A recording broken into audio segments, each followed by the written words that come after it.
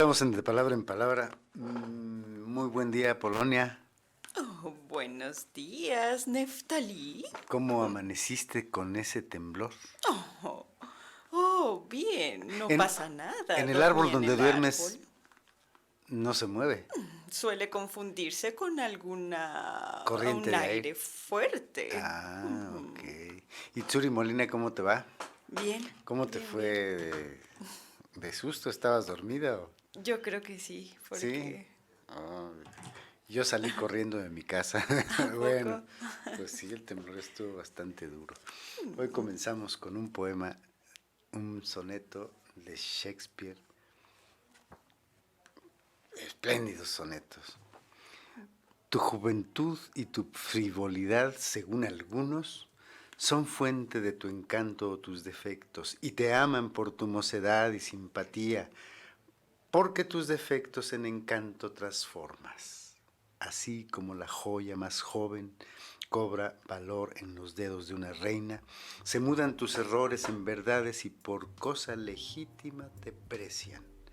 ¿Cuántos corderos engañaría el cruel lobo si pudiera mirar como cordero? ¿Y a cuánto admirador seducirías si usaras plenamente tus condiciones? Pero no lo hagas, pues te quiero tanto que si es mío tu amor, mío es tu buen nombre. Padrísimos esos sonetos. Shakespeare, los sonetos. Sería muy interesante oírlos cómo suenan en inglés, fíjate. Por supuesto. Imagina, es decir, la música que tienen, las rimas asonantes que tienen los sonetos en inglés, ¿no? Que además del siglo XVI, deben ser, yo los he leído para Es mí. ya Pero, una canción. sí, es una música. Claro. El soneto es el, quizá sea el equivalente de la sinfonía en la música. El soneto ya sabemos, es una estructura, hay que meter un poema ahí, ¿no? Entonces, bueno, estos sonetos de Shakespeare los leo con frecuencia. Vamos ahora vamos a una sección. Bueno, primero que otra cosa, Apolonia, te quiero presentar a los nuevos productores. ¿Quiénes son, Neftalí? Paco, mira, Hola, Paco. y Lucero. Ya la vi. Hola, Lucero. ¿Qué tal, Tenemos nuevos productores, Bien. los saludamos con mucho gusto, les damos la bienvenida además, ¿no? Y bueno, pues ya seguiremos trabajando aquí. Bienvenido, Paco, bienvenida, Lucero. Muy bien. Bueno, entonces vamos a una sección, alcanzamos a ir a una sección, una sección que hacía mucho que no veíamos, que es La Lente Paciente. Y vamos a hablar de un autor que nos ha ocupado el programa de la semana pasada y que yo me gustaría que nos siguiera ocupando su lectura. Vale la pena, Neftalí. Sí, no decimos de quién, pero vamos a ver y ya hablaremos de él en algún ratito. Sí. ¿De acuerdo? De acuerdo. Vamos a La Lente Paciente.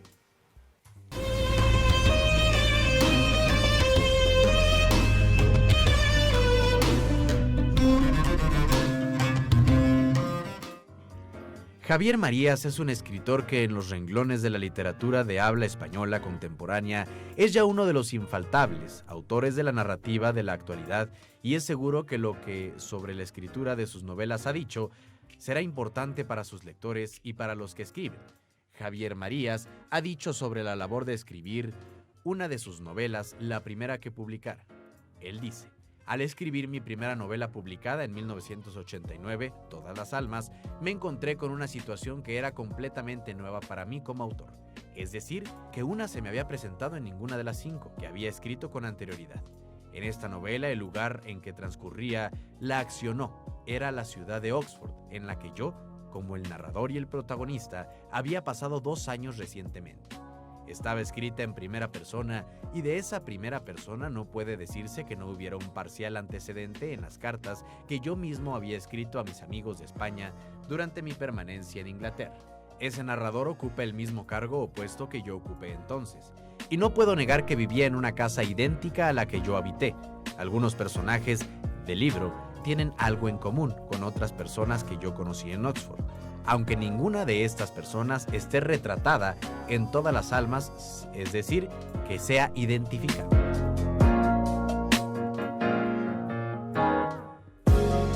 Los razonamientos del autor de Vidas Escritas sobre las dificultades de la ficción y la realidad biográfica que enfrenta el novelista suelen quedar obnubilados en la lectura de las novelas. Sin embargo, él confiesa que mucho de su vida está en esa novela que, al ser leída, muy bien puede identificarse al propio Javier Marías, disfrazándose, escondiendo su vida en lo que la imaginación le otorga al artista.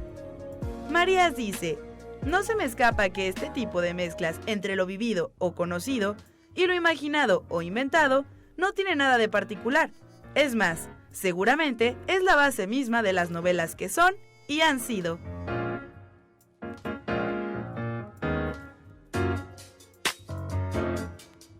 El autor busca el origen del ser que narra las novelas que hasta hoy en día sigue siendo un misterio, y en la exploración de sí mismo y los lugares que fueron suyos en la vida.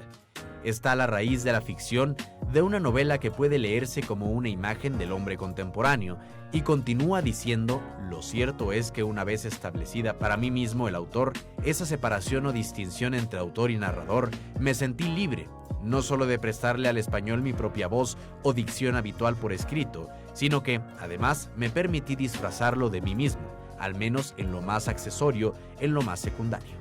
Una reflexión de Javier Marías que nos enseña de los trabajos que un novelista vive al escribir la ficción que desde su vida tiene su origen y sus mejores semillas.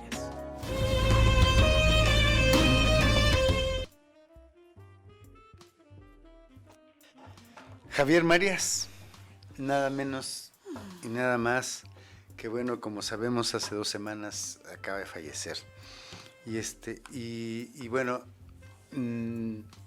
vale mucho la pena hablar de un poquito de Javier Marías. La semana pasada hablamos mucho, ¿te acuerdas? Así es. Pero fíjate que acabo de ver una entrevista muy vieja, bueno, no vieja, pero cuando salió su libro Mañana en la batalla piensa en mí. Es una novela espléndida. ¿Y por qué me gusta esa novela? Después que vi la entrevista, le tomé más sabor a lo que hay en esa novela. Fíjate que es una cosa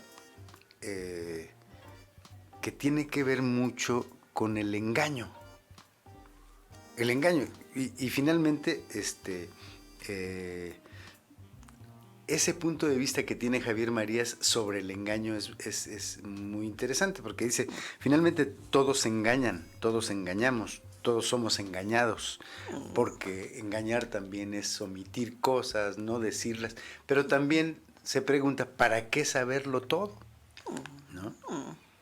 Claro. No hay necesidad de saberlo todo, entonces incluso critica un poco esas nuevas visiones de los gobiernos, de los derechos humanos, es decir, todo eso, que debe haber transparencia. Dice, ¿para qué queremos transparencia cuando la gente hace las cosas con responsabilidad y en justicia? No hay por qué saberlo, ¿no? Qué interesante. Muy interesante. Además, Luego, ¿quién es dueño de la verdad, Neftalí? pues claro, claro. ¿Alguno Ahora, que sepa una parte será engañado entonces? ¿Solo por saber solo su parte? bueno, el engaño ya es una operación, ¿no? Es una Claro. operación que tiene un fin, ¿no? Entonces, Intencionada. esta novela es muy interesante. Comienza donde un hombre y una mujer van a tener por primera vez un encuentro erótico y ambos están en una infidelidad. Y entonces, Ajá. al momento de estarle desvistiendo él a ella de pronto le dice que se siente mal y muere. Muere. Oh, Y están en un lugar donde, bueno, hay que... Y entonces la muerte trae consigo toda la verdad. oh. Toda la verdad de muchos personajes que están alrededor de este suceso. Entonces, van saliendo todos los engaños y van apareciendo todos los desengaños.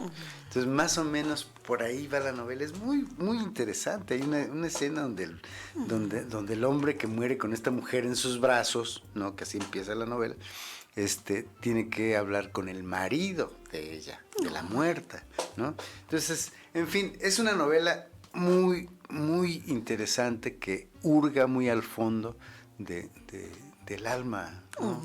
Y escruta el secreto, escruta el engaño, escruta los sentimientos que provoca un desengaño, en fin, todo eso. Y hay otra que se llama Los enamoramientos de Javier Marías también, y a propósito de eso, dice: ese montón de lugares comunes de que enamórate, vas a sacar lo mejor de ti mismo, esas tonterías, dice Javier Marías.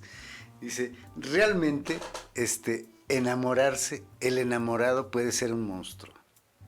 Es egoísta, es terrible, por eso dice que hay que tener cuidado con enamorarse a Polonia. Ay, Neftalí. Vamos a un corte.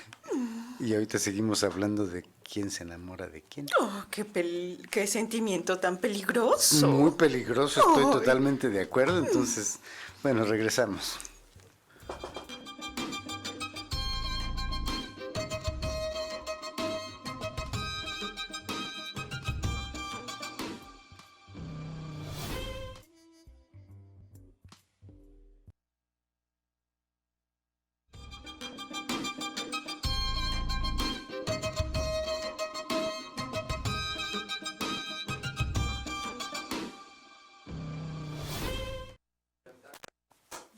Ya estamos de regreso. Hablábamos de los enamorados. Ay, qué rico café. Oh, así es, Neftalí. A Polonia, tú nunca le invitas un café Tsuri, ¿eh?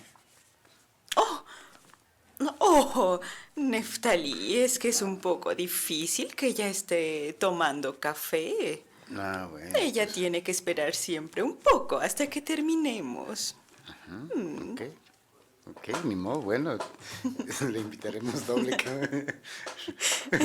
Ay, Tsuri. ¿Quieres? Te compadezco. No, está bien. No, te puede enojar. No te vayas a enojar, Polonia. Oh, Pero bueno. ¿quieres? Ahorita te agarro tantito, gracias. Bueno, muy bien. Yo le voy a invitar un café Tsuri ahorita a Polonia Díscola. Neftalí, es difícil. Sí, ya Mira, entiendo. Mira. Entiendo, no tengo ninguna opinión. Pero bueno, decíamos de Javier Marías que como es un novelista y además fue ensayista, es un hombre, fue un hombre muy, muy, sumamente culto, ¿no? Decía sobre los lectores, ¿no? De pronto dice, bueno, en todas las épocas no ha habido lectores más que minorías. Dice, pues no nos debe extrañar que en España no leen, que en México no leen, que la gente no lee, ve televisión. Pues ve que vea televisión, está bien. Leerán los que deban.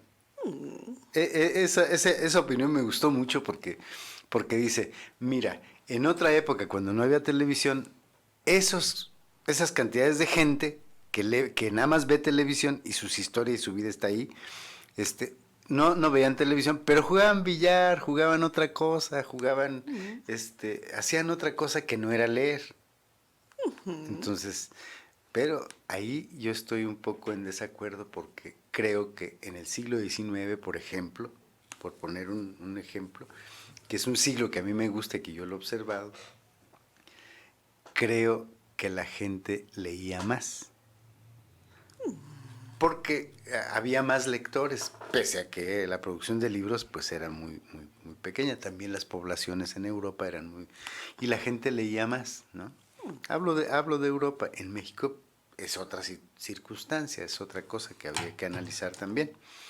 Pero bueno, hoy tenemos varios libros de qué hablar, Polonia. Ay, hay que empezar, Neftalí, que son varios. ¿Qué tienes por ahí? Vamos a empezar con este de acá. Vamos a ponerlo ya así. Ahora sí, ¿lo ves? Ay, no alcanzo a ver, Neftalí. ¿No alcanzas a leer? No, Neftalí. ¡Ay, qué barbaridad! ¿Te presto mis lentes además? No. Es Tierra, de Sándor Márai. Una novela un poco autobiográfica, como muchas de sus obras. Un autor húngaro que nació en 1900. En 1900. Y a los 89 años, en San Diego, California, se suicidó. Es decir, sus diarios son tremendos, tremendos, tremendos. Pero en Tierra está contenido, fíjate, es muy es una novela ya después de un libro que él escribe que se llama Confesiones de un pequeño burgués, escrita ya 20 años después de la famosa sitio de Budapest, que la toma en 1944. Entonces, dice aquí Tierra sitúa al lector como testigo directo de la agonía de la cultura europea, del proceso brutal de bolchevización emprendido por Rusia y de la indiferencia de Occidente hacia la suerte de 100 millones de europeos de esa periferia que formaba el antiguo imperio austrohúngaro, ¿no? Que por cierto, hace poco leíamos una novela de un austriaco que habla de esa época. El barón Bajé se llama. Y bueno, aquí dice una cosa interesante. El regreso a Budapest, su casa reducida a escombros, los 6,000 libros de su valiosa biblioteca desaparecidos. Es decir, si decimos que los nazis fueron brutales, los nazis, el nazismo fue brutal, vemos aquí que los rusos en Budapest fueron terribles también. En fin, y cuenta cosas como un poco su historia, ¿no? Su historia y cómo finalmente viene un exilio que será de por vida, ¿no? De Sándor Márai, el autor nada menos que de El último encuentro, que es una gran cosa, La herencia de Esther, Divorcio en Buda, ¿qué otra cosa? Sus diarios, que son espléndidos y muy tristes. Yo no los resistí. Porque recuerdo mucho que hay una parte donde dice: hoy fui a comprar un arma y fui a la policía que me enseñaran a disparar. Muere su hijo, muere su esposa y él queda solo y decide lo que decide. Entonces, bueno, ese es Tierra. Y yo recomiendo que leamos a Sándor Márai. Es un gran autor. A mí me parece de una sabiduría inmensa. Y bueno, vamos con que se llama Acerca de la pérdida del Titanic. Sabemos que hay hasta una película que es exitosísima y que cuenta una historia ahí desde una narradora. Pero pues, el barco más grande jamás construido en ese entonces, ¿no? Fue botado en medio de una aclamación casi de todo el mundo, ¿no? Digo, de todo el mundo, dicen los europeos, ¿no? Y fue a navegar hacia un destino trágico, ¿no? Ya lo sabemos. Y que se encontró y que tal. Bueno, Joseph Conrad, nada menos, el autor de bueno, Victoria, El negro Narcissus, Lord Jim y El corazón de las tinieblas, que es uno de los cuentos noveleta, no sé, en esos límites, que más le gustaban a Borges y que es una maravilla sobre la colonización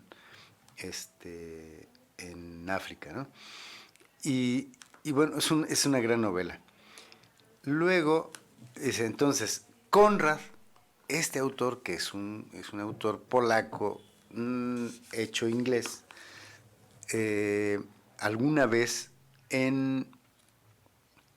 fue en Marsella, donde muy joven se subió al barco, se hizo marinero. Y durante 24 años fue un marinero. Y entonces bajó del barco, decidió no ser marinero y empezó a escribir. Entonces, bueno, ya siendo un escritor, viene lo del Titanic. En su momento habla él, apenas conocida la noticia del hundimiento del Titanic, él escribió 2 artículos sobre el Titanic, sobre el asunto, y aquí están. Entonces, vale la pena una lectura de un hombre que vivía, escribía, pensaba, observaba en el tiempo en que sucedieron estos hechos. Entonces, este es el libro Titanic, acerca de la pérdida del Titanic, de Joseph Conrad. Ay, gracias, Neftalí. Qué interesante. Muy interesante, muy, muy, muy bueno. Y fíjate que se ha escrito muchísimo sobre el Titanic, se ha hecho la película que inundó las pantallas en el mundo, y Leonardo DiCaprio y esta otra actriz, no recuerdo cómo se llama, bueno, se hizo la música, el Titanic, ¿no? Todo. Entonces, pero aquí hay un asunto como periodístico, veraz, interesante de lo que piensa, nada menos que Konrad, ¿no? Entonces, bueno, la otra novela, ya no alcanzamos a ir a otra sección en este bloque, no, ¿verdad? ¿Hasta el otro? Ah, ok.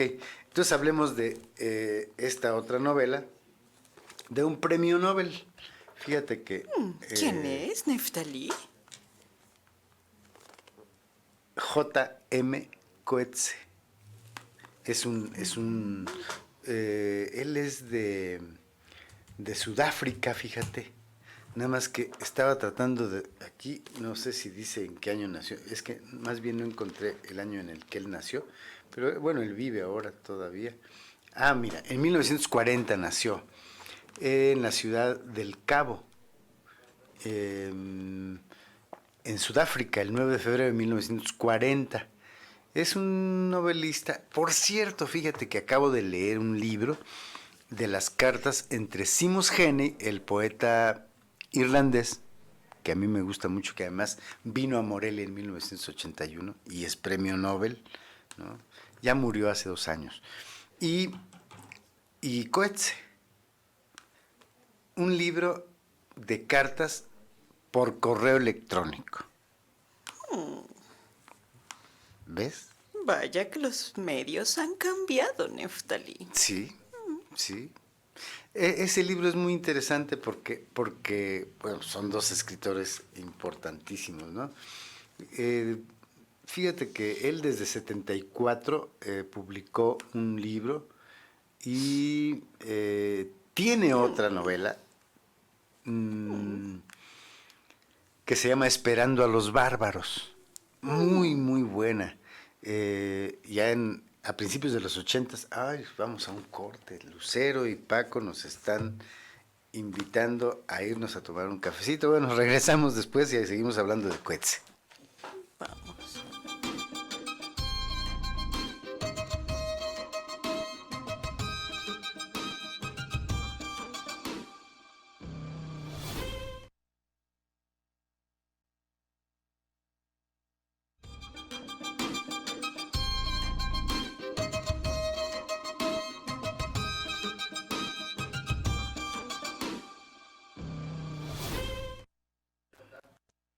Pues hablábamos de esta novela de Coetzee y de este autor que es un autor interesantísimo. Son novelas impresionantes. A mí me impresionó una novela que se llama Desgracia, Desgracia, esa me impresionó, y Esperando a los bárbaros, y ahora esta que he leído, que se llama Hombre Lento, que es la historia de un fotógrafo que pierde una pierna y que se aísla, y que fíjate que sus historias son desgarradoras. Desgarradora. Sí. ¿Qué es lo más especial de su obra, Neftalí? Yo creo que las reflexiones que propone de lo que sucede a los personajes. Entonces, el personaje de esta novela se llama Paul Raymond, que es un fotógrafo que un día, yendo en una bicicleta, tiene un accidente y pierde una pierna y se rehúsa a que le pongan una prótesis, en fin. Es una novela dura, pero hermosa. Lo duro de una historia no quiere decir que no sea hermosa. Entonces, El Hombre Lento es una muy buena novela y Coetzee un buen novelista. Yo creo que vamos a un sketch antes de hablar de una novela de aventura un poco ligera, de un autor inglés. Y vamos a un sketch, ¿qué te parece? Bien. ¿Te ¿Cuál parece muy sería, bien? Neftalí? Y nos quedamos pendientes de hablar de los enamoramientos. Oh, es verdad. ¿Te has enamorado? Sí, Neftalí. ¿Y tú? No. No. Qué extraño. ¿Y te has enamorado entonces? Bueno, ándale pues. Ya platicaremos de eso. Y leeremos la novela de Javier Marías de los enamoramientos. ¿Qué te parece? Bien. Ok, vamos al sketch.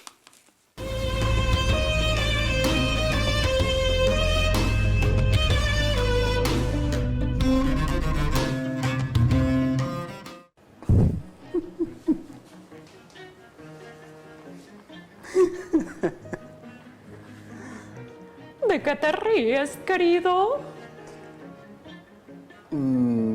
Leo este libro. Es una escena graciosa. Me da risa, Apolonia. ¿Y qué es lo que pasa que te provoca esa risa? La escena es graciosa. Leo una comedia de Molière y la confusión de los personajes me ha hecho reír. Leo Las Preciosas Ridículas. ¿La conoces, Apolonia? Sí, Neftalí, la he leído. Es una comedia de Jean-Baptiste Poquelin Molière, comediógrafo francés, estrenada en París en 1659, donde, en forma de sátira, muestra la realidad del mundo burgués.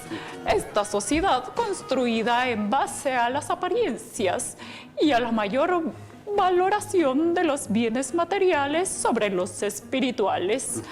Es la historia de dos mujeres pertenecientes a este mundo, supuestamente superior, que son engañadas por dos impostores, que son los criados de dos personas a quienes ellas habían rechazado por no estar en su mismo nivel social. Y así es la confusión y el enredo del que tú te estás riendo. ¿Me equivoco? Exacto. Y la escritura de Molière es muy inteligente y siempre acierta. Además es graciosa. Por eso me reía. Me reía, por cierto, Por cierto, ¿qué es reír? ¿Lo sabes? Claro, por supuesto, querido Neftalí. La palabra reír viene del latín ridere, con la habitual pérdida de la D interior, como también puede verse en casos de palabras como creer, que viene de credere, o la palabra feo, que nos llega de feodere, y la importante palabra ser, que viene de cedere. Muchas gracias, Apolonia. Anoto. Por favor, querido. Del latín ridere. Ridere también nos da la palabra ridículo. Y el participio de ridere es risus. Y de ahí tenemos la palabra risa y sonrisa. A ver, Apolonia. ¿Y entonces la palabra risa? La palabra risa viene del latín risus, que significa reído. Ah, entiendo mejor. La risa es un sonido repetido que sale de la boca y que llega del mismo sitio de donde el habla viene. Apolonia.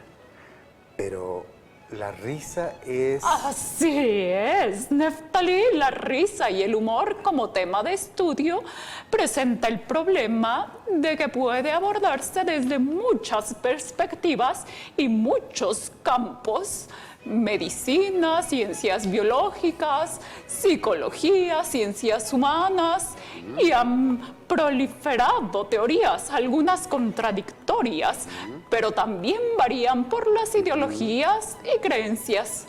No olvidemos que en la Edad Media la Iglesia prohibía la risa como cosa del demonio. Así es, Apolonia. Eso está muy claro en una novela de Humberto Eco. Ay, en el nombre de la rosa, para ser exactos. Nos entendemos, Apolonia, nos entendemos. Exacto, queridos, somos lectores. Somos lectores. Nos entendemos, mi pollita amarilla, nos entendemos. Ay, nos reímos, querido. Nos reímos, querida. Hasta la próxima, amigos. Vamos a un corte.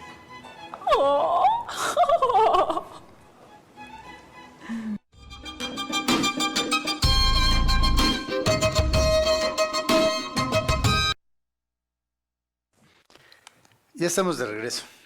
Muy bien, Apolonia, pues fíjate que estaba recordando que no hemos hablado de esta novela de Hugh Walpole que se llama En la Plaza Oscura. Y como hablamos de la colección de estos libros, la colección creada por Jorge Luis Borges y Adolfo Bioy Casares, que escribían la noticia inicial y que vimos uno de Chekhov, en fin. Se conserva la noticia, el textito que escribieron Borges y Bioy Casares. Habla de Hugh Seymour Walpole, hijo de un obispo de Edimburgo, nació en Nueva Zelanda en 1884, se educó en Inglaterra. El primero de sus libros logró fama, se llama Mr. Perrin and Mr. Tyle. Apareció en 1911. Desde el 14 al 16 prestó servicio en la Cruz Roja en Rusia, país que luego describiría en su novela The Dark Forest. Algunos de sus libros, como bordean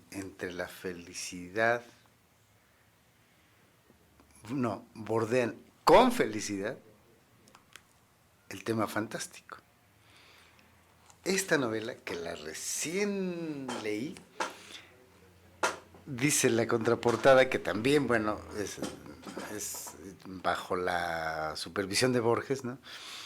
Un día de invierno a las 5 de la tarde, Ricardo Kahn se encuentra en Piccadilly Circus, en Londres, ¿no? Tiene 4 chelines en el bolsillo y un ejemplar del primer volumen de El Quijote. No sabe si gastar las últimas monedas en cortarse el pelo o en comer. Opta por lo primero y en la barbería entrevé al hombre que más detesta en el mundo. Ahí empieza todo. A través de las muchas aventuras que luego le suceden, lo acompaña el ejemplar del Quijote. Fíjate, aquí en la Plaza Oscura, en esta novela, se narra la historia de una noche en la que parece descifrarse todas las cosas que pueden ocurrirle a un hombre. Y un diálogo de este personaje, que lo traducen como Ricardo Gunn, dice, esta frase que eligen aquí es muy buena, este párrafo. Dice: oye, Elena, nunca he estado en buenos términos con esta vida. Nunca he visto las cosas correctamente. He estado, si quieres llamarlo así, un poco ebrio. Pero una cosa vi con claridad, que la vida es una lucha entre los que construyen y los que destruyen, los afirmantes y los negadores. No era sentimental con respecto a esto, pero lo vi con una gravedad mortal. Interesante esta parte donde le dice a una mujer eso, y bueno, que pertenece a la colección del Séptimo Círculo y que no habíamos hablado de ella. Pero bueno, de los enamoramientos ya hablamos, ¿te acuerdas? No mucho, Neftalí. Habla más. Pues no. Tú que ya te enamoraste, bueno, pues ya nos vamos a ir a un corte. Ah, vamos a un corte. Bueno, Lucero y Paco llegan con unas tijeras muy grandes para mandarnos a un corte, pero regresamos.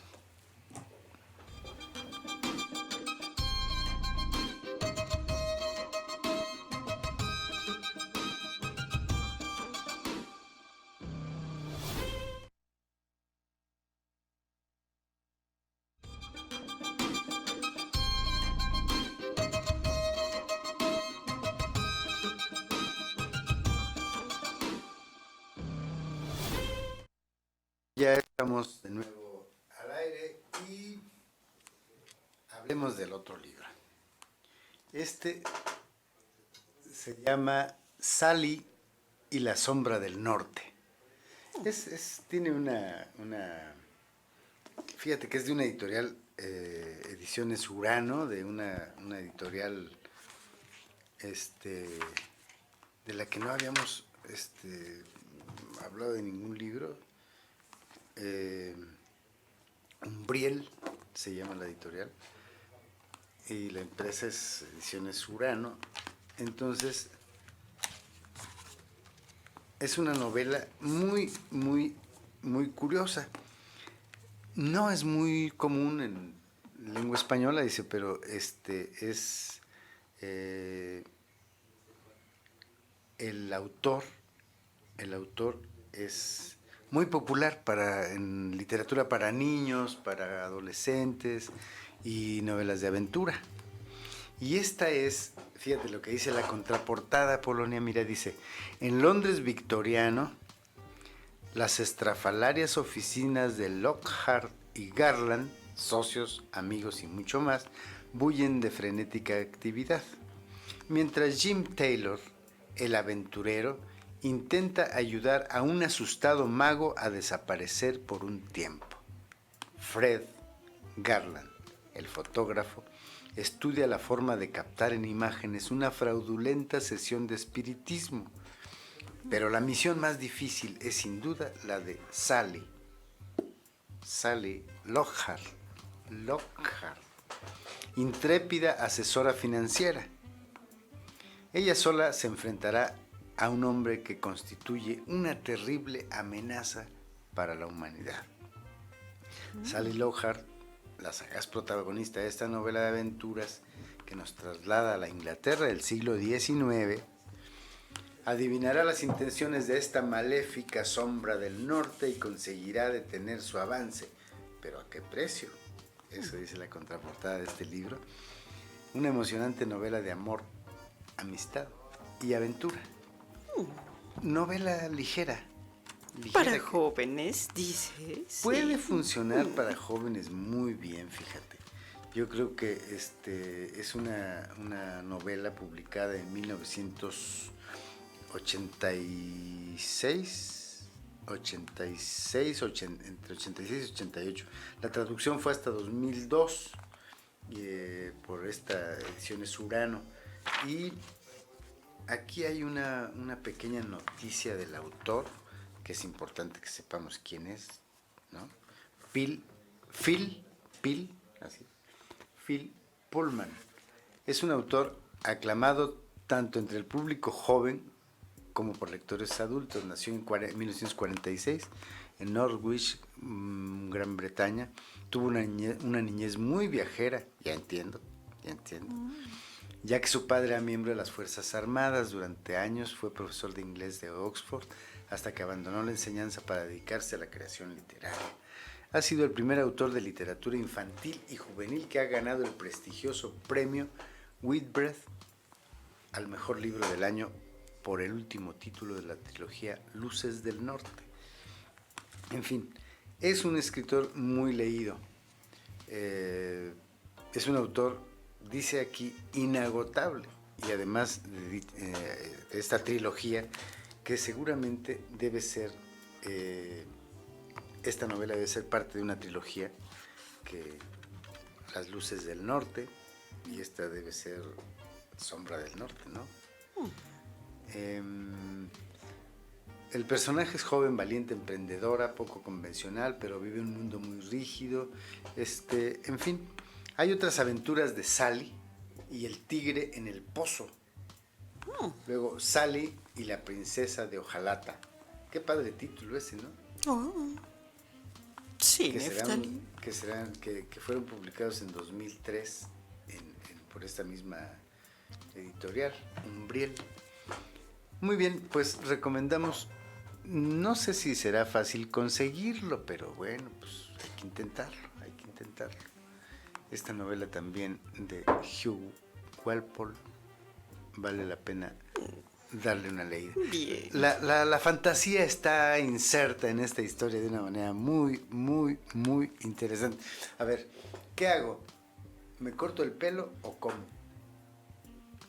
Tengo el dinero para una cosa u otra cosa. Eso le pasa al personaje. Y decide irse a cortar el pelo. Entonces, ¿cómo es el destino? ¿No? Llega a esa barbería, a esa peluquería, y encuentra al hombre que más odia en el mundo. Y entonces, bueno, ahí empieza toda una hazaña de este personaje que es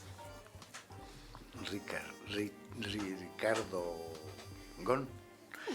En fin, creo que buenas recomendaciones de esta semana, y nos queda uno, todavía no hemos hablado del Danubio.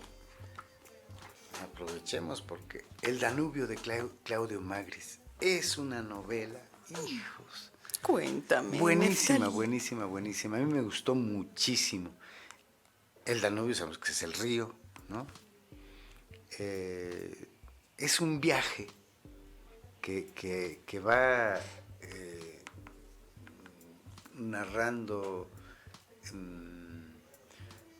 lugares muy interesantes por donde pasa el Danubio, y finalmente parece que andan buscando el origen y la raíz, el manantial de donde llega el Danubio. ¿De dónde viene el Danubio? ¿De dónde viene un río? De un grifo. De una llave del agua. No, ¿Qué? hay dos pueblos que se pelean el origen del Danubio. En fin, es una novela que yo recordé a Claudio Magris porque hemos hablado de Javier Marías. Magris dijo que Javier Marías era de los grandes escritores. Y fíjate que más o menos son la operación novelística que hace Claudio Magris, al menos en esta novela, que digo, bueno, conozco un cuento que se llama Así que usted comprenderá, que recrea la historia de Orfeo y Eurídice, ¿no? Entonces, en tiempos modernos, muy bonita muy bonito el relato. Eso he leído de Claudio Magris y El Danubio. Una novela verdaderamente espléndida, informadísima. Es una fusión entre el ensayo y la novela, esa narrativa que también ensayó Javier Marías. Es decir, creo que hay novelas donde de verdad parece que estás leyendo un ensayo, Apolonia. Y te confunde. Con la realidad. Sí, también.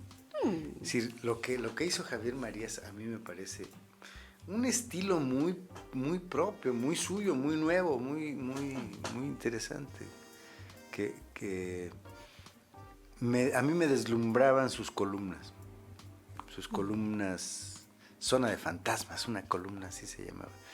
Y la última habló de los traductores, porque él tradujo. Silvia Lemos le preguntaba, si no hubiera sido escritor, ¿qué hubiera sido? Y dice, pues yo creo que hubiera sido algo que ya he hecho en la vida, como por ejemplo, traducir, ser profesor de literatura. Entonces él fue profesor en Inglaterra, fue egresado de la Complutense de Madrid. Pero bueno, fíjate que a veces hay escritores que fueron muy estudiosos, fueron a la escuela de letras, son filólogos, qué sé yo, y el talento está... Javier Marías era de esos.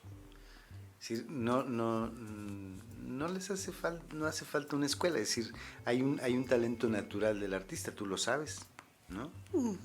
¿O qué opinas tú de eso? Es verdad, Neftalí. Hay gente que tiene unos dotes especiales para algo en particular. Talento. Oh, sí, pero por mucho talento siempre hace falta la disciplina, Neftalí. Sentarse a hacerlo. O pararse, según sea el caso. Bueno, pues se puede tener talento y estar sentado todo el tiempo y no hacer nada. Oh, Y el talento pues queda oculto, así es. ¿no? Sentado o dormido. Es por ejemplo, como de pronto hay personas que dicen, mi hijo es muy bueno en matemáticas, ¿no? Y se sobrevalora el talento de ese niño. Y este es bien burro en las matemáticas, no sabe de una resta, ni una suma, ni nada y todo eso, pero dibuja muy bonito. Y dices, no, pues nada más dibuja muy bonito. Entonces se ha sobrevalorado el conocimiento y el talento. Las distintas formas de expresión, Claro, Neftalí. Claro, claro. Entonces creo que en el caso de los escritores, Javier Marías era un estudioso, pero era un artista también, un creador, un novelista, ¿no? Él reflexionó mucho sobre la novela y sobre esto. Entonces Claudio Magris lo admiraba. Claudio Magris vive. Entonces, cuando leí yo esta novela, pensé un poco en las novelas de Javier Marías y en esa misma operación que hay ahí de pensamiento y espíritu narrativo, ¿no? O creación narrativa, digamos, ¿no? Es decir, entonces Javier Marías creo que tiene que ver con Claudio Magris. Esta novela es muy buena, me gustaría hablar más de ella, pero ¿qué tal si la dejamos para la semana que entra? Bien. ¿Te parece? Continuamos la siguiente semana. Ok, la semana que viene hablamos de Claudio Magris. Y pues ahora vamos a despedirnos. Está bien, Neftalí. ¿A dónde vas a ir después de aquí, a Polonia? Aún no lo sé, Neftalí. Ah, bueno, pues ya si me invitas a donde vayas, voy contigo. Oh, Ok. bien. Bueno, entonces, pues nos despedimos. Muchas gracias, Apolonia. Hasta luego. Me llevarás a Neftalí. donde vayas. Bien. Y Tsuri Molina, muchas gracias. Gracias a Y ti. por favor, un café para ti. Sí. Muy bien, pues muchas gracias a Lucero, muchas gracias a Paco. Y ya nos veremos la próxima semana. Me despido con un poema de Shakespeare. Reconoce que me abandonas por mis defectos y yo añadiré comentarios sobre mis faltas. Habla sobre mi torpeza y yo seré el más torpe acto seguido. No me defenderé de tus razones. Tú no puedes tratarme tan mal como yo a mí mismo. Conociendo tus deseos de distancia, pasaré a tu lado como un extraño. Mi lengua no repetirá más tu dulce nombre. No quiero agraviarte, profano como soy, no te causaré daño hablando por ahí de nuestra dorada antigua intimidad. Haré, si hiciera falta, voto de enemistad contra mí mismo. No amaré lo que detestas. Recuerden, amigos, amemos también lo que algún día detestamos. Reconciliémonos con aquello que hemos perdido. Yo soy Neftalí Coria. Hasta la próxima.